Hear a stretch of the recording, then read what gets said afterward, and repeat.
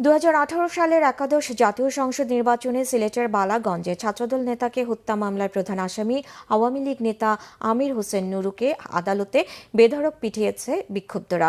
আমির হোসেন বালাগঞ্জের পশ্চিম গৌরীপুর ইউনিয়নের আওয়ামী লীগ এর সভাপতি। দুপুরে পুলিশ তাকে আদালতে নিলে বিক্ষুব্ধরা আদালত প্রাঙ্গণে তাকে পিটুনি দেয়। পরে পুলিশ তাকে দ্রুত আদালতের ভেতরে নিয়ে যায়।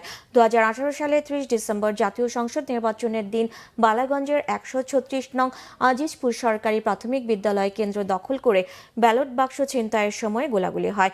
এতে উপজেলা ছাত্রদলের সাধারণ সম্পাদক সাইম আহমেদ গুলিবিদ্ধ হয়ে নিহত হন। এ ঘটনায় পুলিশ বাদী হয়ে মামলা করে। এই মামলার অন্যতম প্রধান আসামি আমির হোসেন নুরুকে বুধবার গ্রেফতার করে থানায় হস্তান্তর করে র্যাব। বৃহস্পতিবার বিকালে আদালতে তোলার সময় বিক্ষুব্ধ জনতার পিটুনির শিকার হন তিনি।